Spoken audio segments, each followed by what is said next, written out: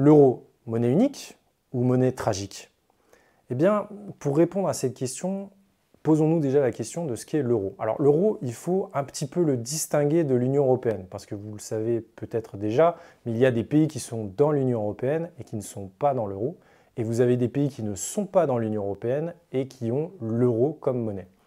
Alors, l'euro, qu'est-ce que c'est? Eh bien, l'euro, en réalité, c'est un ensemble de monnaies, au pluriel, qui sont gardées par les États qui ont cette monnaie ayant cours légal sur leur territoire et qui ont toutes une parité de 1 pour 1 en termes de taux de change. Ici, faisons une petite aparté sur ce qu'est un taux de change. Un taux de change, c'est quoi? C'est combien vaut la monnaie lorsque l'on souhaite l'échanger avec la monnaie de référence qui est le dollar.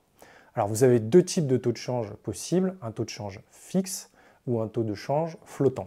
Le taux de change fixe, c'est quoi? C'est quand vous avez un État ou une banque centrale qui dit notre taux de change par rapport au dollar, il est de temps, extrêmement dirigiste. Le grand État dans le monde qui a un taux de change fixe, c'est la Chine. Ce qui pose d'ailleurs un certain nombre de problèmes de dévaluation artificielle de sa monnaie. Sinon, la plupart des économies des pays du monde ont un taux de change flottant. Alors le taux de change flottant, il flotte par rapport à quoi?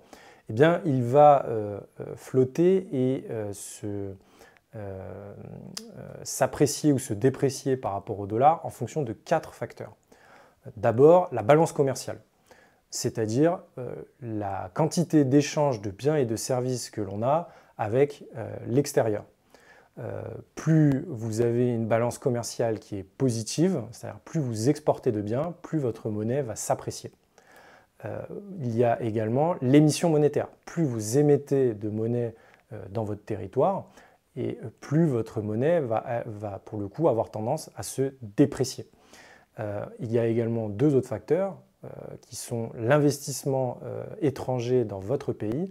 Plus les capitaux étrangers vont venir, plus il y aura une demande pour votre monnaie, plus elle va s'apprécier. Et enfin, le quatrième, qui est un facteur purement psychologique, c'est la confiance dans la monnaie, la stabilité de l'État, sa capacité à payer ses dettes, etc. Alors, dans le cas de l'euro, nous avons donc une parité fixe entre les différents pays de la zone.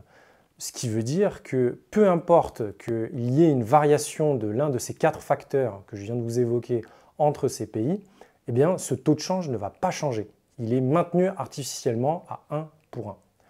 De plus, la Banque centrale européenne, qui gère l'euro et la politique monétaire, est indépendante des États.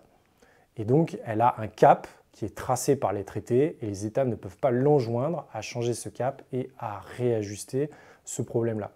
Ce qui veut dire, quand on y réfléchit, que l'Union européenne concentre le pire du libéralisme et le pire du communisme, puisqu'elle prévoit effectivement une banque centrale indépendante des États, donc qui empêche le dirigisme, mais que de manière totalement artificielle, elle va imposer des économies à aligner leurs monnaies les unes sur les autres, ce qui revient à imposer des conditions identiques à des pays dont les économies sont différentes. Vous avez sans doute déjà entendu cette métaphore avec l'euro, qui est de dire que l'on impose la même taille de vêtements à tous les pays. Si on faisait une comparaison avec le mode d'habillement, qui serait de dire à un pays qui devrait mettre du XL, tu mettras du médium, et un pays qui devrait mettre du XS, tu mettras du médium. Résultat, tout le monde est mal fagoté, ça ne fonctionne pas, et on a des distorsions économiques qui se créent.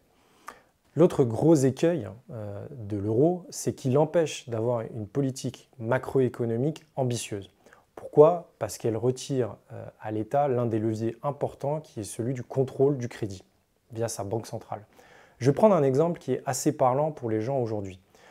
Vous avez sans doute remarqué qu'il est devenu extrêmement compliqué de contracter un emprunt pour pouvoir acheter un bien immobilier. Eh bien, ceci dépend directement de la politique de la Banque centrale européenne. Pourquoi? Afin de réguler l'inflation, qui est la règle majeure de la Banque centrale européenne, vraiment c'est son mantra, eh bien, elle a décidé de couper les vannes du crédit après avoir injecté de l'argent énormément avec le quantitative easing, de manière à baisser l'inflation. Et lorsqu'on a posé la question à la BCE, oui, mais le problème c'est que pour le marché immobilier français, eh ben, nous on a besoin de crédit, parce que sinon les gens ne peuvent pas acheter. Et la BCE a tout simplement répondu, mais en augmentant le crédit et le coût du crédit, donc les taux d'intérêt, et en empêchant les ménages français d'emprunter, eh bien en fait on va faire baisser la demande, et donc on va faire baisser les prix de l'immobilier. Croyez-nous, c'est comme ça que ça va se passer. Et donc les ménages français aujourd'hui et les jeunes couples ne peuvent pas acheter pour cette raison-là, sachez-le. Et en plus, on constate que ça ne marche pas parce que les prix ne baissent pas suffisamment par rapport à ce qui a été attendu par la Banque centrale de l'Union européenne. Donc, on a une monnaie qui n'est pas alignée pour notre économie et qui l'empêche d'être compétitive, qui l'empêche d'avoir une valeur, sa valeur réelle. Et l'on a en plus une monnaie qui nous empêche d'avoir une politique adaptée aux besoins et donc à ce que veulent les Français. Il est donc logique de poser la question de son existence. Voilà, j'estime que ce thème permet de poser la question, au moins, de la pertinence de l'existence de l'Union européenne et mériterait que l'on pose la question aux Français par un référendum. Donc je vous invite à signer la pétition dont le lien sera en description, référendum-ue.org.